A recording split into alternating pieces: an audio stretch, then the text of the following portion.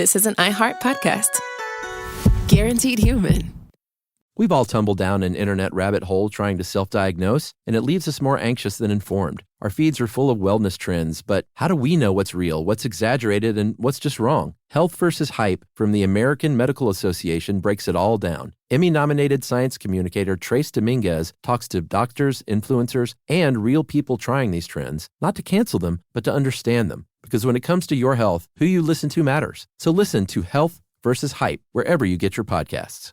Work can be a little weird. Cringy training seminars, coworkers who won't stop talking about their plant, forgetting the mute button at an inopportune moment. We have to deal with a lot on any given workday. Sometimes it can feel hard to thrive and move forward in your career. Well, that's where LinkedIn comes in. LinkedIn helps you get ideas and insights from experts in your field, connect with people professionally, grow your network, and access tools designed to help you find the right fit for your next role. Whether you're just getting started, figuring out your next move, or looking to accelerate your career, LinkedIn is built to support you at every stage because LinkedIn is the network that works for you. Visit linkedin.com/knowstuff to learn more. Hi there, friends. It's me, Josh, and for this week's Select, I've chosen our September 2019 episode on government shutdowns. Sadly, this is such a perennial topic, we should re-release it every couple months. It's a good thing to understand so that you can be good and ticked off at your elected officials anytime a shutdown happens, because as we learn in this episode, they are totally avoidable. So enjoy, I guess.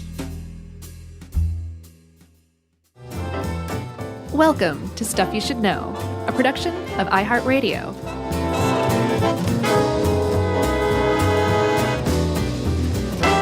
Hey, and welcome to the podcast. I'm Josh Clark, and there's Charles W. Chuck Bryan. There's Jerry over there, and this is the podcast. Like I said, in particular, it's the Stuff You Should Know podcast. So if that's not what you're here to listen to, you're in the wrong place. And if you don't want to listen to us talk about government shutdowns, then you're in the wrong place. But who doesn't want to know about government shutdowns? Yeah, I agree. Educate yourselves. Right. As a matter of fact, because it's going to happen again soon enough. That's exactly right. That is why I wanted to do this episode. Yeah. Because I've been meaning for us to do this for years now, and every time we do it, and it's like, or every time I go to do it, say, let's do a government shutdown episode, I think is what I'm trying to say. Sorry, I just drank a Red Bull because I was about to fall over, and now I'm talking really fast. Oh, good Lord. Just give me like 10 minutes. Okay, and you're drinking a Coca-Cola. Well, we don't have Coke Zero here anymore. This is all we have. You want that extra caffeine kick on top of the Red Bull. I think I have just this 12-ounce can. It's not even gone, and I think I've burned a hole in my stomach. Yeah. It's crazy. But delicious. It is delicious, I'll give you that. But Coke Zero is really delicious, too, for being a diet cola. At any rate, government shutdowns. You were saying, every time we go to do this. The government shuts down, so it looks like we're chasing a trend, so we have to wait. Yeah. And I'm like, finally, the time is right. Because it wouldn't be cool to do one in the midst of one? Is that the deal? No, definitely not. Gotcha. No, that's like buying a T-shirt at a concert and then putting that T-shirt on and looking around like, I know at the concert? Up. Right. With that horrible smell. That new T-shirt, especially concert T-shirts, they're printed out of, straight chemicals. Out of Buffalo Bill's basement. Made of skin. Man, he's been on my mind a lot. Because of the Ed Gein episode? Well, because that, and then I just saw on the Movie Crushers page, someone posted a funny little thing that was a Buffalo Bill Tinder profile. It's just really funny. I got to see that. And then there was something else from this past weekend. There was a lot of Buffalo Bill happening. He's everywhere. Yeah. Yeah. Remember we used to send each other that one screenshot? Yeah. That was great. That was back when we shared a cubicle wall. I know, and it was easy enough to do that. Back in the day. Now we have gold-plated Aeron chairs and no walls anywhere. I'd take a regular Aeron. I think that's what you're sitting in right now. Oh, is it? Oh, they're quite comfy. So anyway, welcome to the podcast. I'm Josh. There's Chuck. We should edit all that other stuff out, don't you think? Or get money from Red Bull, Coca-Cola, and Aeron. You're right. And Buffalo Bill. Right. Or the Buffalo Bills football team. Dang, man. You just really pulled it together with that last one. So we've been through some shutdowns in our time, Chuck. Sure. In our day. Yeah. As a matter of fact, you'd think based on how common they kind of seem. I mean, every few years there's like the federal government, I should say for our fellow listeners outside of the United States. Our government is broken. Right. We're talking about government shutdowns, and it's a lot like what it sounds like. I mean, we'll get to the nuts and bolts of it, obviously, but it's basically where the federal government, not state governments, but the federal USA government, parts of it just stop functioning. Right. And the reason they stop functioning is because those agencies, those parts of the federal government have not been funded, and since they haven't been funded by law, by congressional act from years back, they are not allowed to pay workers any longer.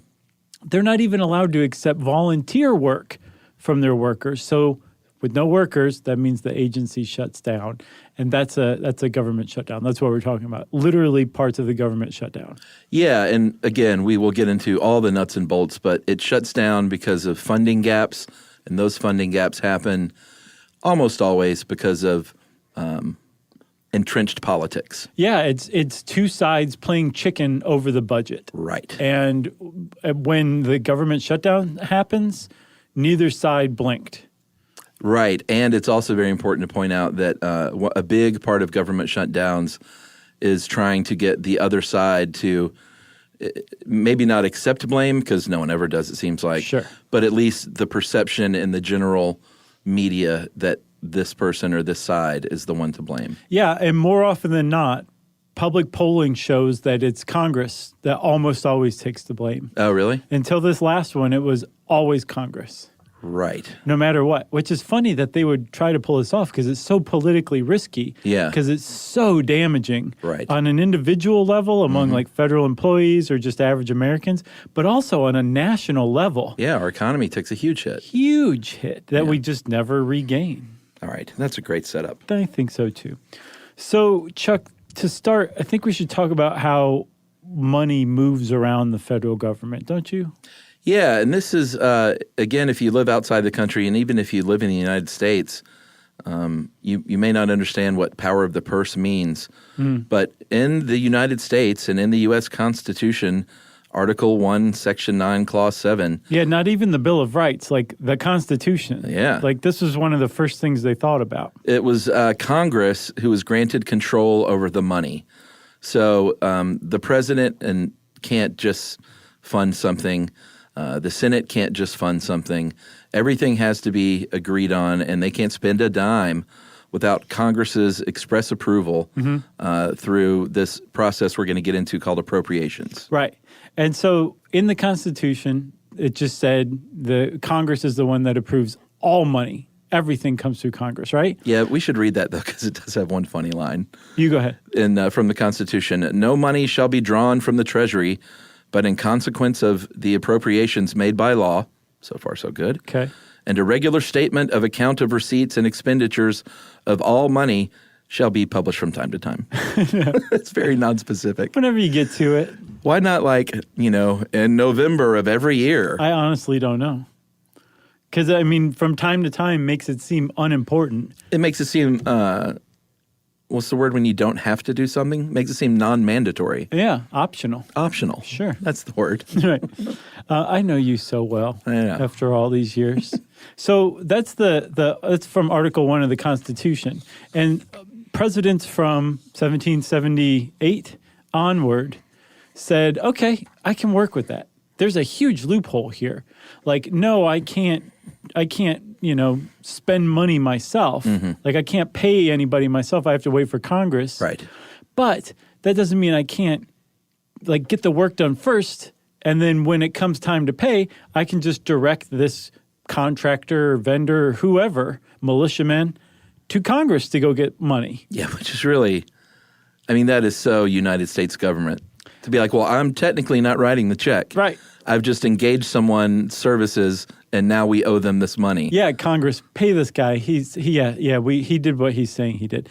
And so there was this representative in Virginia who was not happy about this. Yeah. This kind of precedent that had been adopted by the executive branch. This representative said in 1806 that presidents were acting like a saucy boy whose wealthy grandfather was going to cover his needs. Yeah.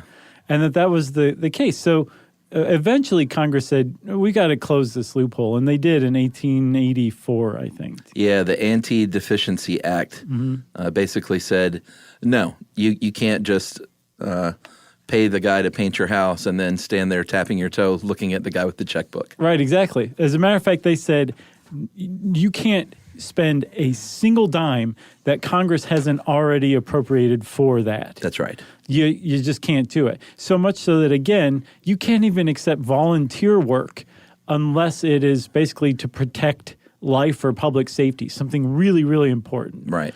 But when we say we fund you, Congress funds the executive branch, all the agencies in the federal government, we really mean it. And that's what the Anti-Deficiency Act really said. Yeah, but it would take until 1974 when Richard Nixon signed the Congress Budget and Impoundment Control Act. It's a barn burner. Yeah, but that's what really changed everything, and that's what kind of laid out this process that we still work with today, or don't work with. Or sit on our hands and hold our breath. Right. Ideally, it functions kind of clunky even in its best form. Yeah. But purposefully so. It's to keep Congress from being profligate with its spending, right? Like, I mean, it's to say this group over here and this group over here. We're taking the same task and making you guys do it twice separately and then come together and hammer out the details. Yeah, it's really discouraging to look at the history of our country and the idea should be that, like, all right, we know that in this country we have a lot of people that feel one way about a lot of stuff, a lot of people that feel the other way, and the government's job should be to come together and negotiate and find nice middle grounds. Right. And it seems like it's more like the government just finds loopholes and is sneaky and underhanded to find workarounds from actually trying to work together and find a middle ground. Right. It stinks. It does stink a little bit. Sick of it. I'm pretty fed up with government, too. I think most people in America, and I would gather the UK, too. All right. Oh, man. Especially right now. So here's how it happens. Every year, the two chambers of Congress, they have to agree on a budget for the discretionary spending, which is, I think, only 30% of the overall budget is discretionary. Everything else is mandatory or non-discretionary, and that means stuff that you just can't not pay for. Right. And it's mostly things like Medicaid, Medicare, Social Security, entitlement programs. Right. To where these are mandatory programs that are created by an act of Congress that says whatever these programs need to run and operate, that's how much Congress gives them. Right. There's no spending levels. There's no, what about this? It's like you can go in and monkey with the operation by congressional act, but as far as spending and budget goes, whatever they need, they get. That's right. The other stuff, the discretionary stuff, that's, what'd you say, about 30% of the budget? It's 30%, but that's still, like, in 2018, that was $1.2 trillion, and it's really important stuff. It's not like the mandatory spending is the only important stuff. We're talking about the FDA, Homeland Security, TSA, the NIH, national parks, the IRS. The Department of Defense. Yeah, big-time stuff. Basically everything except Social Security, Medicaid, and Medicare. Oh, really? Is that 70%? Essentially. Jeez. I know. All right, so this all starts, this appropriations process. It's laid out for the first Monday in February. And this is the deadline. It lines up with the deadline for the president to submit their budget to Congress, which you always hear this is the president's budget. The president oversees stuff and approves stuff, but the president's not in there with a calculator crunching numbers. No. It's the Office of Management and Budget that does it for the president. That's right. But it's under the president's direction. The president says, I really want to do this, but I don't want to do this anymore. Right. But the thing is, it's almost like a little kid going through the Montgomery Ward wish book and then writing their list in crayon. That has about the same polling power as the president's budget. Yeah. It really is saying this is what the president wants to do, and then Congress either says these are good ideas or they say we're not listening to that at all because it's not legally binding in any way. There's probably, in fact, party line templates that they just throw down like a Mad Lib. Right. And they tweak it a little bit, but they say, like, oh, well, here's the Republican-style budget and here's the Democratic-style budget. Right. Obama or Trump, and now do your minor tweaks. Right. I think that is kind of It's got to be because it's a huge, massive document. Yeah, they can't start from scratch every time, can they? No, it's got to be the first few pages are what really count. You know what I mean? It's got to be. But again, this is they call it in this article the wish list of funding priorities, and that's a good way to put it. The Montgomery Ward Wish Book wish list. Do you remember that? I was a Sears kid. Oh, I didn't discriminate. I went through all of them to make sure I had all my bases covered. Yeah, we didn't even have Montgomery Ward, so I've never laid eyes upon that catalog. It was good. It was a good one. I put it up against the Sears one. Yeah, we had Sears, and then I guess Service Merchandise was another big I remember that. Didn't they sell everything from diamond rings to Casio keyboards? Oh, they sold everything. I think I bought my very first guitar from Service Merchandise. Oh, nice. And returned it a week later because it was cruddy. Broken? And I went to a real guitar store. Sam Ash? No. Actually, I remember I went to Dirt Cheap Music on Memorial Drive. It's not there anymore. Good. Shop local. Yeah. Yeah. Dirt cheap. Buzz marketing for a business that is no longer around.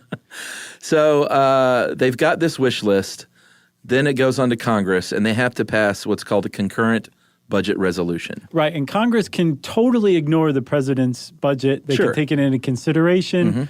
If Congress is controlled by the same party the president is, the president's wishes are probably going to be taken into consideration. But ultimately, Congress says this is what we want to do.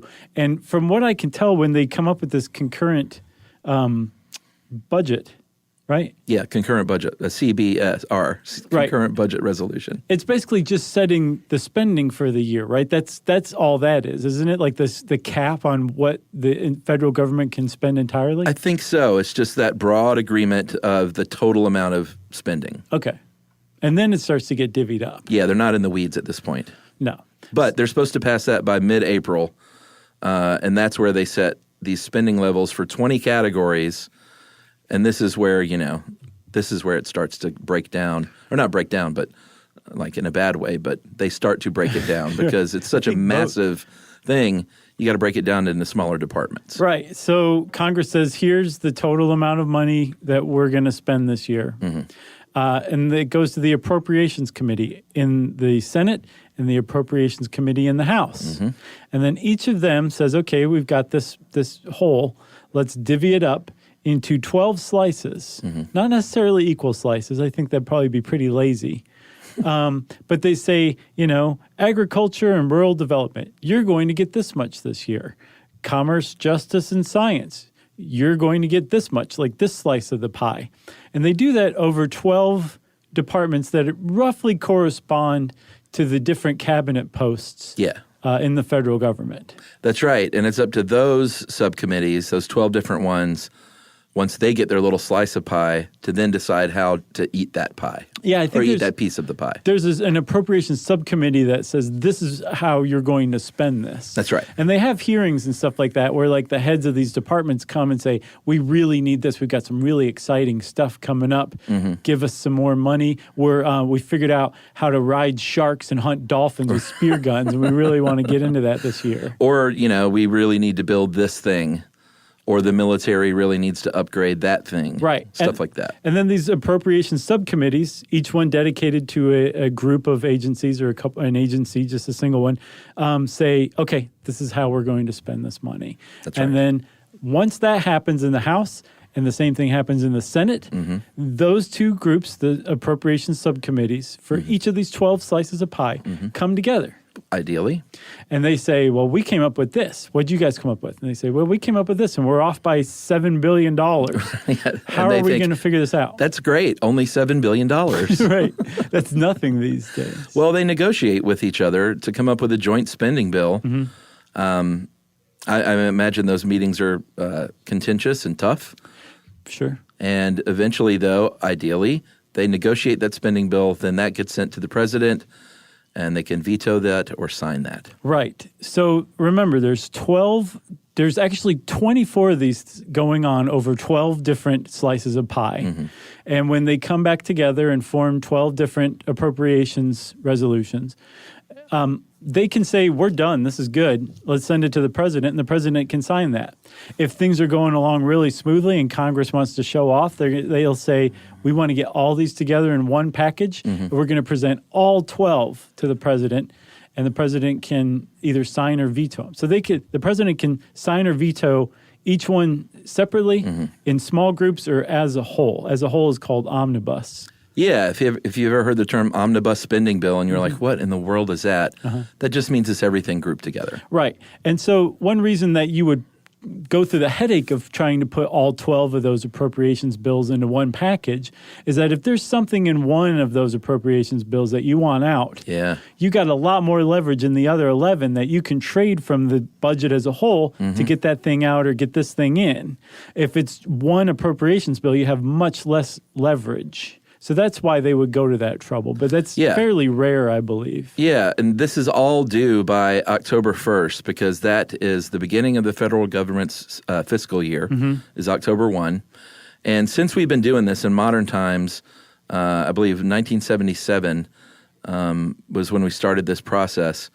Congress has passed all 12 by October 1st, by that deadline, only 4 times. 4 times.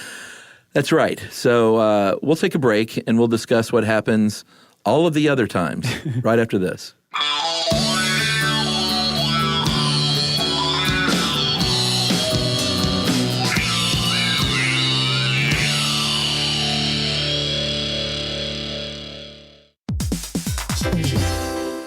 Hey everybody, we're here to talk to you about Wayfair, who believes that spaces should be functional, they should be comfortable, they should be well-designed, and they can be well-designed by you with their help. Your updated space should feel more comfortable, inviting, and practical for everyday use. And we're talking about outdoor seating. We're talking about grills. We're talking about major appliances. If you need storage solutions, Wayfair can help you out. Patio lighting, rugs, decor. It is your one-stop shop for home. Yeah. I mean, it's getting nice out, so it's time to think about living outdoors for the next few months. And Wayfair knows that outdoor furniture, it's heavy, it's intimidating to assemble. So Wayfair has stepped in and said, we're going to handle the hard part so you don't have to. That's right. You can shop Wayfair Verified, your shortcut to the good stuff. And that means their team of product specialists are going to vet everything by hand using a 10-point inspection, testing things like, quality materials, functionality, and features, and even how long it takes to build that piece of furniture. And the overall experience save time, reduce hassle, and improved convenience. Patio season is here, and these deals won't last. So head to wayfair.com right now to get your outdoor space ready for way less. That's WAYFAIR.com. Wayfair, every style, every home.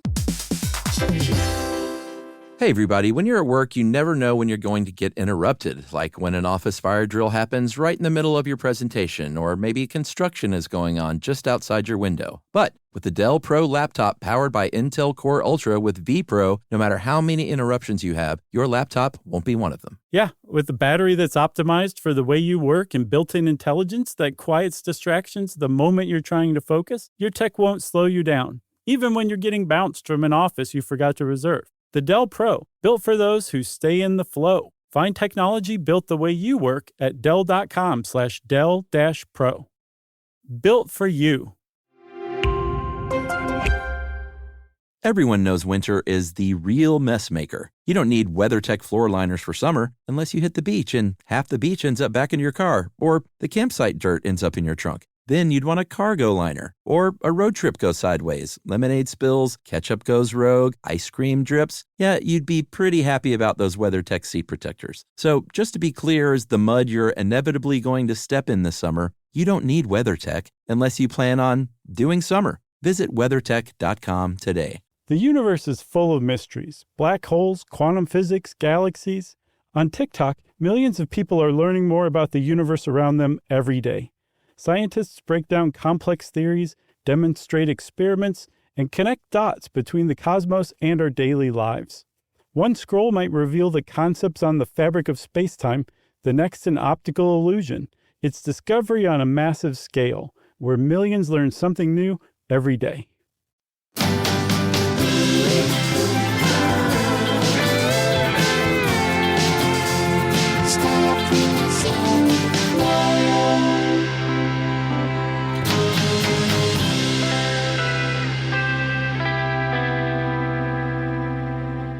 So, okay, Congress comes along. Also, big shout out to Dave Roos. This is his first article that we're doing an episode on. Yeah, Dave is one of the great writers from HowStuffWorks.com that we long admired over the years, and tapped him to do some stuff for us. Tapping him. We're tapping him, and he's tapping back. It's So, great. We've got a pretty great little stable going here. We got Dave Roos, Julia Layton, and the Grabster, all writing for Stuff You Should Know right now. That's right. And I think if they keep up the good work, then that's all we need. Sure, yeah, I think so too. Because we still put together our own stuff, too. Yes, we do.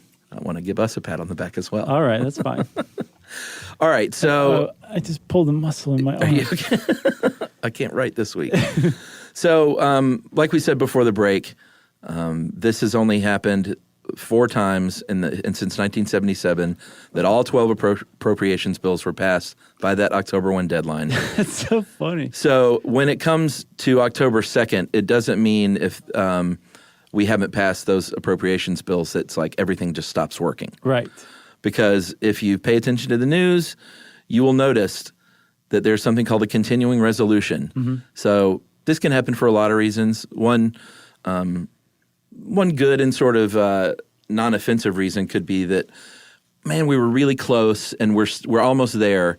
We just need another week or the weekend. We'll work through the weekend even to get this done. Right. A good but offensive reason is because someone farted and everyone cleared out of the chamber and missed the deadline.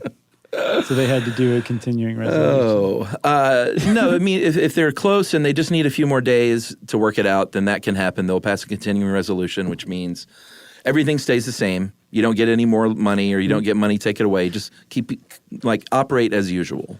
Right. You can't increase spending. You can spend differently or whatever, but you can't spend above the levels of the previous fiscal year. No new spending. You're currently in, right? That's right. Okay. I'm with you. I think a continuing resolution, whether it's one for a day or for a year, and there have been ones that have been like year-long continuing resolutions. Yeah, there's no limit. You can pass them forever long you think you need. Right. It does show that negotiations are still ongoing. They haven't broken down. Yeah. They just haven't reached the point where they're in agreement yet. That's right. The problem comes when they stop issuing continuing resolutions. That's right. Dave threw in a few pretty cool facts here. 186 continuing resolutions have been passed since 1977, and 117 of those have been since 1998. Yes. So it's taken them 117 times that they could not work it out since 1998. That's a lot. Yeah, it is. But if you think about it, it's about evenly split. Well, no, it's not evenly split. It's like 70 to, I think, 69 to 117 over 2 20-year periods. Oh, yeah? And it does seem to be getting worse, but that's kind of lopsided because in 2001, there were 21 of that 117. Yeah. 21 of them all came in 2001. Yeah. So I'm not quite sure about this, but I wonder, is an increase in continuing resolutions, is that like a barometer for government or how government's working? I don't know. Because I wonder, ideally, like they would get all this done by the October 1st deadline every time. Well, it depends because as this points out, like sometimes it is over the weekend and it's just a few days and they're like really close to having it worked out. So to me, that's not the biggest deal in the world. That doesn't mean the government isn't functioning well. Right. I mean, as well as it ever does. Sure. Am I right? Yeah. But like in 2007, 11, and 13, they were all year long. There were no appropriations bills. Right. They just said we're just going to repeat last year. Or no real appropriations bills, I guess. Right. They just said, remember the spending levels from before? Go with God. That's what you got again this year because we can't come to an agreement. Yeah, that's when things are bad. So continuing resolutions, too, like it doesn't affect spending levels or it doesn't increase them. It can't. I wonder, I don't know if it can decrease them or not. I know it just basically says same spending level as last year, so maybe it can't decrease them either. I think you can't decrease. I think it's just your current funding is locked. Right, but you can attach riders onto continuing resolutions. Yeah, these policy riders, those can be like the make or break. And if it's clean, which I don't know how often that happens, I'd be curious to see a stat. But if it's a clean policy writer, that means it has nothing else, or a clean CR. CR. It doesn't have any policy writers. That's on right. it. So a lot of times, though, if there's a policy writer on a CR, it might be like, okay, we can't come to an agreement about Medicaid funding abortion. That was a big one in the 1970s. Yeah. But in this same appropriations bill that we're haggling over, there's this other thing that's like super critical. Mm-hmm. It's like local hospitals aren't going to get any NICU funding, and it's about to run out. Right. So we need to increase the NICU funding for local hospitals, and we'll attach that as a policy writer to this continuing resolution because this is kind of an emergency, and it doesn't really have anything to do with the contentious part that's keeping the policy or the appropriations bill from being passed. Right. So that's, I think, usually what happens with that. You know what show really nails this stuff is Veep.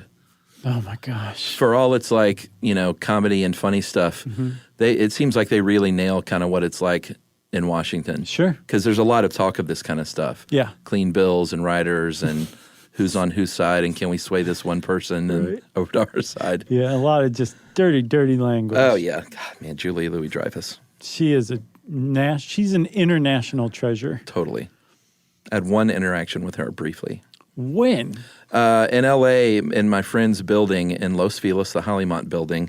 He lived there. Scotty, you know Scotty. Sure, of course. And we had a case of beer and a pizza and some snacks, and we were going. And she showed up as like, where's the party? Well, that's sort of what happened. We were going up in the front of the building, and she was shooting New Adventures of Old Christine right there at the entrance. And we literally walked by her, and they were like putting on her makeup like right in front of, they were right about to go. And she said, "Who are those guys? I want to go with them. Where are you guys going?" And of course, we were like, "Come on up." That's cool. And then an electrician knocked on our door and asked to put a light in his apartment, shining out the window. How much did you charge him? Nah, we didn't. We were just like, "Come on in." That's nice. And then Eric Estrada showed up and arrested you. All right, so where are we here? So I'll tell you where we left off, Chuck. We left off with continuing resolutions. Temporary funding. Yeah, eventually, if a position is contentious enough about some part of the budget, Right. and very rarely is it something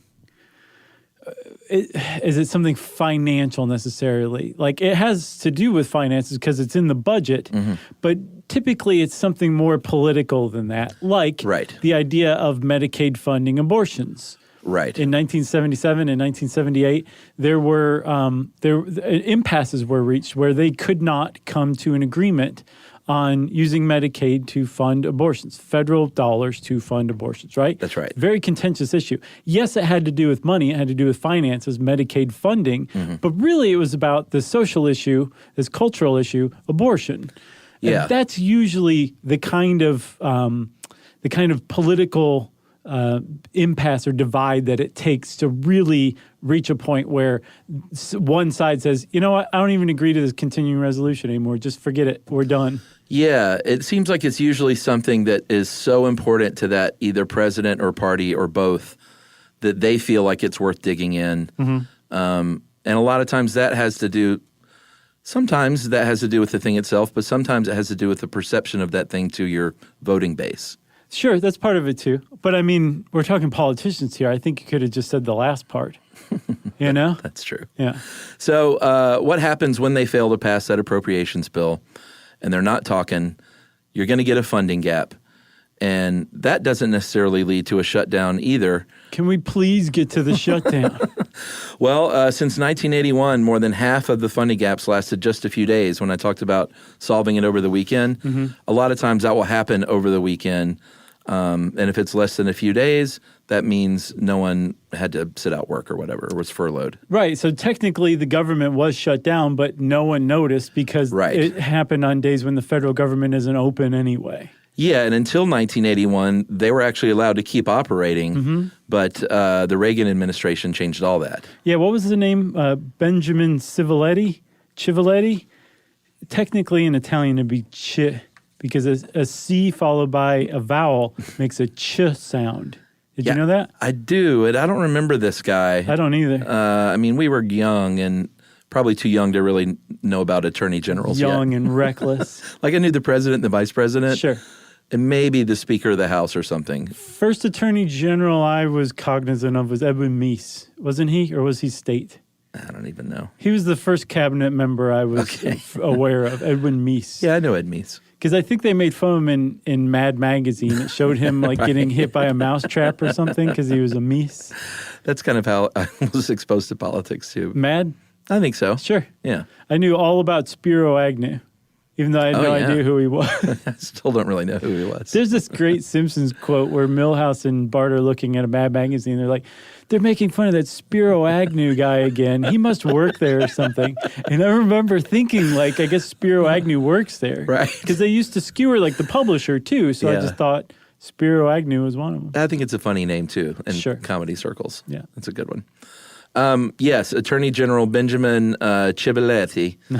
He was Reagan's AG, and he said it is not constitutional to keep spending money without congressional approval, which is what's happening when you say, well, go ahead and keep working, federal government. So they kind of made shutdowns happen. Yeah, like it was like, okay, we're shut down, haha. We're still just continuing on like normal. Right. Until Civiletti said, well, remember that Anti-Deficiency Act? That's actually for real. Mm-hmm. And I saw somewhere that they actually enforce that, and like federal agencies are frequently fined for violating these things, like going into contracts or hiring people when they don't really have the money for it. Yeah, and I saw somewhere the SEC got an $800 million fine once for it. Wow. Couldn't find it anywhere else, but it was a spectacular enough number to at least mention it. Yeah. So Civiletti really changed the rules for shutdowns, because before, if the government shut down, but the government still functioned, it was almost more of like a, what's the word I'm looking for? Ceremonial kind of thing. I know what you mean. It didn't really mean anything. Mm-hmm. It was symbolic. Symbolic, yes. Once Civiletti said, no, we actually can't stay open during a shutdown, that made the whole thing way more politically risky. And so they stopped happening nearly as frequently from that point on. That's right. Things have changed since then. Tremendously. And there have been 4 times, and sort of recently, where people really dug in, and there were what we would call major shutdowns. The winter of 95-96, there were 2 shutdowns because of Bill Clinton being a Democrat and Newt Gingrich hating his guts. He was the House Speaker at the time in the Republican-controlled Congress, and Newt was all about the Contract for America, which basically was small government, lowering taxes. Really sticking it to the poor. Yeah, like really higher restrictions on, or more strict restrictions on welfare recipients. Yeah. So he and Bill Clinton went at it for a long time. They really did. And Yeah. I mean, like each side was dug in. And Gingrich was trying to shove that contract with America down Clinton's throat. It's not what Clinton's policies were, and Clinton said no, and neither side would give. And finally, and this is how shutdowns usually get resolved, they start doing polls of the American public and say, who do you blame for this? And almost invariably, the public says Congress. This is Congress's fault that the country is just being weakened right now by this government shutdown, and then Congress relents. And that's what happened for those two. Both of the shutdowns were a combined 26 days, and Republicans in the Congress were to blame, according to American people, right? And polling numbers, at least. So, you know, they said, sorry. Fine. We'll try to get you impeached instead. Should we talk about 2013? Yeah, I remember this one really clearly. That's right. President Barack Obama, Republicans in Congress again. Ted Cruz. Like almost single-handedly shut the government down, if I remember it correctly. Yeah, he passed a bill that that Republicans were very upset about, the Affordable Care Act. Yeah. And he did all he could to basically defund what was later to be known as Obamacare. And he was like leading a kind of a rogue faction of Tea Party Republicans, because John Boehner was the speaker at the time, and he was a traditional conservative Republican. Right. And I believe he was on board to just, at least with continuing resolutions, to keep the negotiations going. Right. And I remember Ted Cruz just being like, nope, I'm shutting the government down. And it was a ballsy move, I'll tell you that. That's right. And that lasted 16 days. 800,000 federal workers were furloughed, which we'll talk about what that means here in a minute. But again, public polling and public outcry was against the Republicans at the time. Mm-hmm. And they said, all right, we'll pass a CR and let's change some things about the Affordable Care Act, but we will pass a CR. Right. They basically got some minor changes, I think. A big one, well, the biggest concession they got was that there would be income verification for people who were applying for Obamacare. That's right. We should talk about the most recent shutdown as well. 2018-19. I remember this one too, like it was yesterday. It basically was yesterday. Yep. And this was obviously when Donald Trump said, I want a border wall and I want $5 billion to get this thing going. And Democrats said, no, you're not. Mm-hmm. And they had a meeting on TV, which was really weird. Oh, it was so weird. And Chuck Schumer tricked Donald Trump into taking responsibility for the shutdown. Did Schumer do it? I thought he just like out of nowhere asserted it. I thought I remembered Schumer sort of tricking him in the room into sort of claiming ownership, almost like a dare. And Trump was sort of like, yeah, it's my shutdown. Oh, really? Because this is important. Yeah. And, you know, you could see Schumer kind of laughing like, oh, I don't think he even understands what he just said. Yeah, I'm sure the Republicans were like, I can't believe you just said that. That's right. And there was a partial shutdown on December 22nd that ran for a historically long 35 days. Yeah, the previous one in 2013 was 16 days. The previous record was the 95-96 one. Combined were 26 days. Yeah, those were two. This was 35 days. Mm-hmm. Over Christmas and New Year's, which was a tough time to do that. Yeah, it was because, again, the deadline is October 1st. Mm-hmm. So they had created continuing resolutions from October 1st or September 30th on to December 22nd. Mm-hmm. And then finally on December 22nd, I remember this, Trump had been signaling that he was willing to give and I guess at least keep negotiating continuing resolutions. And Ann Coulter... That's right. Expressed on Trump's behalf that he would not be giving on this position. I forgot about that. And that the government shutdown would go on. Yeah. And Coulter basically single-handedly forced this government shutdown because she said, if you give on this, like, we're done. I will vote against you at the polls and make sure everybody else does. And that's when Trump's will was bolstered tremendously. And that's when the government shutdown happened. That's right. You want to take a break? Yeah. How many people are still listening to this, do you think? Roughly 70%. We'll be right back.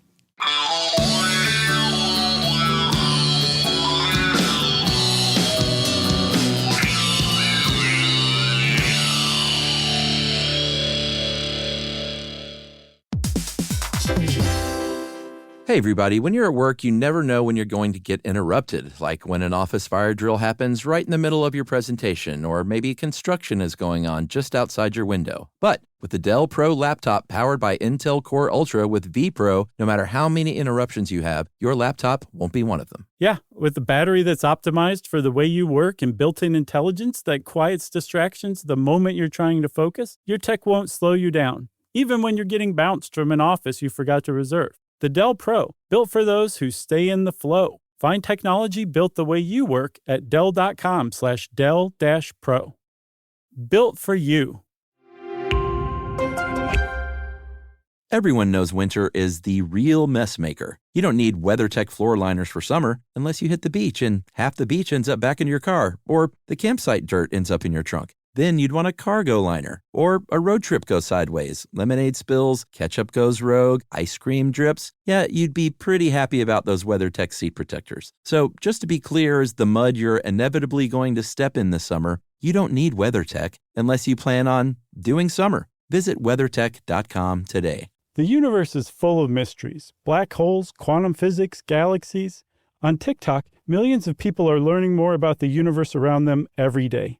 Scientists break down complex theories, demonstrate experiments, and connect dots between the cosmos and our daily lives.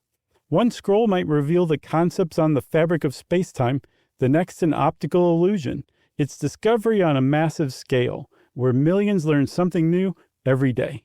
All cat parents understand the feeling of being ignored by your cat and often asking yourself, does my cat even love me? And there is only one solution to solve that, Sheba. Feed your cat Sheba and go from feeling ignored to truly adored in 12 days guaranteed or your money back. Sheba has a menu of products, appetizers, entrees, treats, and even a kitten's menu. So Sheba has a product for even the pickiest eater, like the Sheba Puree, which is made with bone broth. It's a protein-rich, lickable treat with chef-inspired flavors. It has a smooth and creamy texture that cats love. Plus, it supports a strong bond between pet parents and their cats with a hand-fed cat treat. It also contains no corn, wheat, soy, or artificial flavors. So instead of feeling ignored, you're suddenly the center of their world. It's basically a fast pass to favorite human status. Next time you're wondering if your cat loves you, grab Sheba Puree or explore their entire range of textures and flavors at your local retailer. To learn more, check out Sheba.com.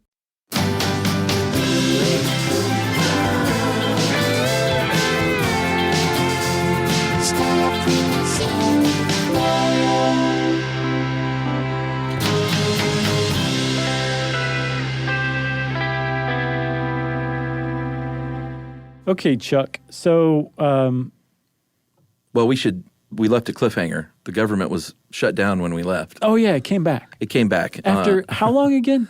35 days later, on January 25th, Trump called off that shutdown without that funding for the border wall, again, because public perception was swayed not in his favor. Right, which is rare. Again, every single one of these Usually shutdowns, everyone said it was Congress's fault. With this one, they said it was the president's fault.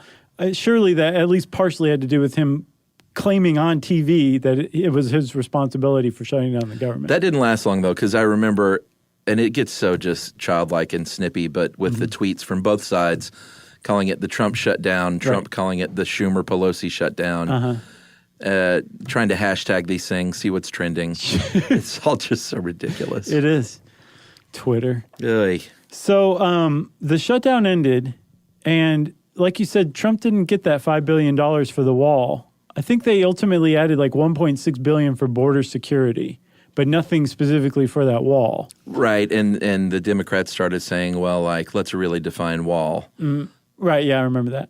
But what people like to point out is not only did Trump not get that $5 billion, but America lost at least $11 billion. Yeah.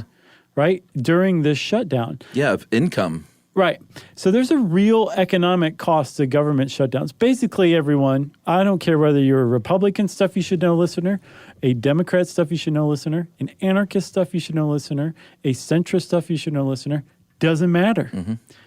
You should be really mad at your government whenever there's a shutdown. That's right. Because it is holding people's jobs hostage. Yes. Millions of people depend directly on the federal government for their paycheck. And during a shutdown, you don't get a paycheck. Some people even have to work. But the people who don't have to work not only don't get a paycheck, they will never get that money for the work that they missed against their own will during that shutdown.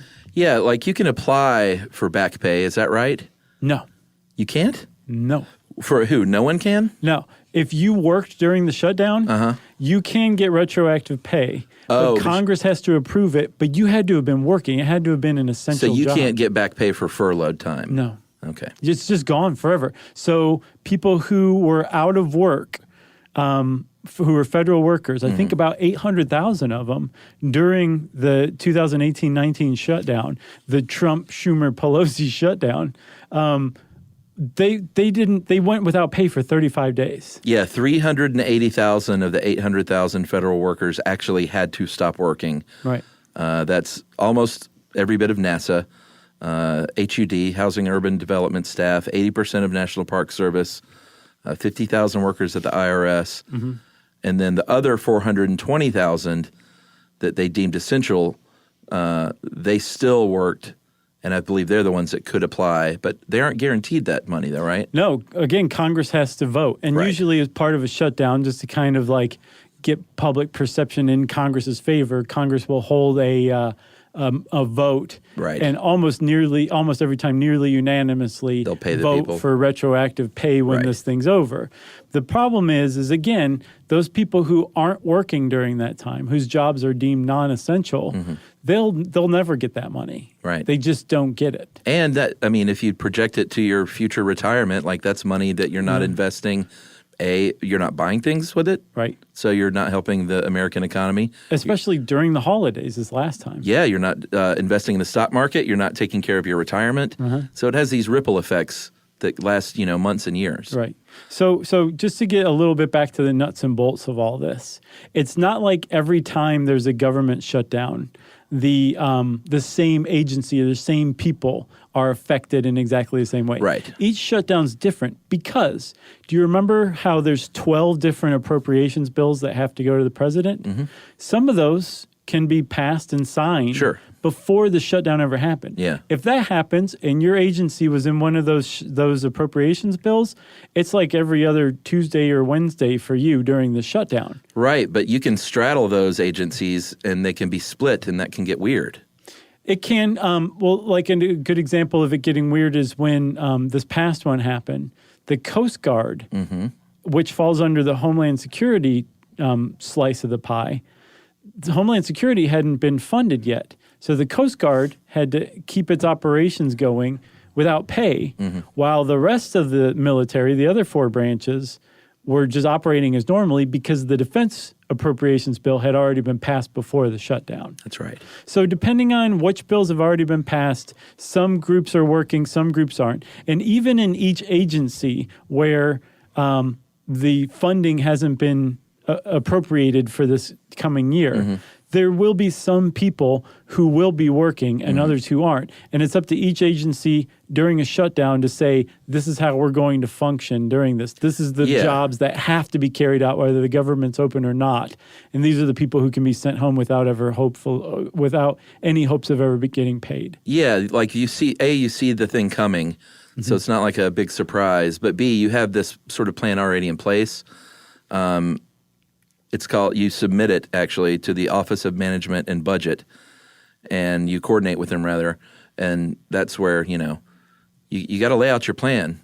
This is like That's what they say. They know it's coming, Right. and so they gotta plan accordingly. And like I remember, I have friends that work for the federal government, at the CDC, and places like that. And they watch this stuff really closely. Sure. And some of them were furloughed and went 35 days without a paycheck. Right. And there's that personal level where you missed rent that month. I can't remember who was it, Wilbur Ross? One of the cabinet members was like, go take up a craft and or a hobby and turn that into like money to pay your rent or just something, some unsolicited advice that no one wanted to hear. It was not right welcome. then. Yeah. So get on Etsy. if you are in that position, like, yes, you missed rent, you missed your car payment, you missed like all sorts of stuff. Even if you're not a federal employee, you're still probably affected in one way or another. And the longer that a shutdown goes on, the more and more people are affected. Everybody from people who are trying to get their passport application pushed through to people who are supplemental nutrition program recipients, welfare recipients, food stamps, children's morning breakfast programs, like all these things start to run out of funding and they get affected, and more people start to be directly impacted by these shutdowns the longer they go on. Sure. The FDA, food inspections can be curtailed. And in fact, during long shutdowns, there are safety experts that say you might want to steer clear of fresh food right now. Yeah, don't eat like that bag of romaine lettuce, especially if you're pregnant or something. Or let me see, the National Park Service. This was a big one during the last shutdown. I think some parks were closed altogether. That's how they did it in 2013. Yeah, that was a big one. They lost $76 million a day in lost revenue for the National Park Service. But this most recent one, some of them were shut down, some of them were kept open, but not staffed. Right. So very famously, there was, I think it was at Joshua Tree, where they damaged, like irreparable damage to some of the Joshua trees. Somebody cut down at least one Joshua tree, which take centuries to grow. Yeah. So that they could drive their off-road vehicle in an area where you're not supposed to drive an off-road vehicle, so they could get to it. They cut down a Joshua tree, and that became kind of symbolic for that last shutdown. I mean, there's a range of problems that range from inconveniences to not getting paid. But, imagine coming from another country and planning this thing for a year. You put all this money into a trip to come see the greatest places in the United States. Sure. I'm from wherever. I'm German. Germany, I was going to say Germany. And I want to go see the most beautiful things in America. I want to go to the Grand Canyon in Yellowstone. Yeah. And I've had this trip paid for and planned, and it's not refundable. Right. What do you mean Mount Rushmore's closed? I can see it right there. It's closed. Well, yeah. Sorry, Franz. Sorry. Go see, I don't know. What else is around there? Not much. No, there's nothing. That's kind of the point. Yeah. You go see Van Nostren's childhood birthplace. That's right. And again, these are seemingly like, if you ask the federal government, they're like, who cares about that minor inconvenience? Well, there was one thing that I came across that I found particularly scummy, Chuck. During government shutdowns, when other people who are working are not getting paychecks. Oh, yeah. Here we go. Some Congress people still get theirs. Mm-hmm. All Congress people do, but some have the wherewithal to be like, I'm not taking any pay during this shutdown. Right. Like maybe I'll get it retroactively, that's fine, but you just hang on to my paycheck. Mm-hmm. Other Congress people are like, yeah, keep the money coming. I need it, that's super scummy to me. Other people are out of work or working and not getting paid. Like the TSA famously had to work and whether they wanted to or not, and they didn't get paid. Or they're calling in sick. Congress should not be getting a paycheck during that time. Because it's Congress's fault. I know. I think they said that TSA employees, about 10% at one point, were calling in sick every day. Yeah. After a little while. You remember that? Yeah. It was not a good time to travel. And that's an inconvenience. People flying. Yep. Taking longer. When's the next one coming, Chuck? That's what everyone wants to know. October 2nd? We'll keep an ear out for it. In the meantime, now you know everything there is to know about government shutdowns. There's more little interesting details, but if you want to know about them, you can be a saucy boy or girl and look it up on the internet. And since I said saucy, it's time for listener mail. We have a couple of corrections. We haven't done these in a while. We haven't made mistakes in years. That's right. These are both yours, not to pile on. Hey guys, I want to point out that Donald Trump spoke to the Prime Minister of Sweden, Stefan Löfven, about the arrest of A$AP Rocky, not the king. Yeah, everybody was really making a lot of noise about that over here because I got it wrong. And he said, I would not have even sent this email if Josh hadn't have finished that story with, this is reality, what I just said is actual facts. It was close enough. Yeah, it was just a slip of the tongue. Facts with a lowercase f. And that is from Hampus Bovjurg. What? Try that again. Hampus Bovjurg. Let me see. There's a lot of consonants in there. I'm sure some of those are quite silent. Wow, I think you nailed it. But you forgot the grip. Is that his last name? I think Bovjurg is the middle name of Hampus. So Hampus Grip. And I love that he put Swede in parentheses as if I had to see that. And then the other one was a math thing, and I'm kind of curious about this one. Okay. Nuclear semiotics, Josh said 9,000 seconds is 446 days. Mm-hmm. He said it's 104 days. Mm-hmm. And he said, I know you guys are busy and recording and performing calculations. He said, but I'm really curious just where that number came from. He said, because no combination of multiplying, dividing 9 million by 60 or 24 yield 466. And I'm really just curious. You guys do a great job. Thanks for everything, Joey Russo. Thanks, Joey. I think that number was where my fat thumb and Siri got together and had a baby.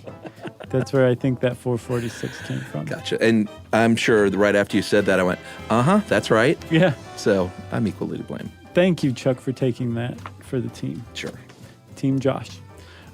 If you want to get in touch with us to let us know what kind of mistakes I've been making left and right and Chuck's been abiding, we love that stuff. Love it. Can't get enough of it. So get in touch with us. You can go on to stuffyoushouldknow.com and check out our social links. And as always, you can send us an email to stuffpodcast@iheartradio.com. Stuff You Should Know is a production of iHeartRadio. For more podcasts from iHeartRadio, visit the iHeartRadio app, Apple Podcasts, or wherever you listen to your favorite shows.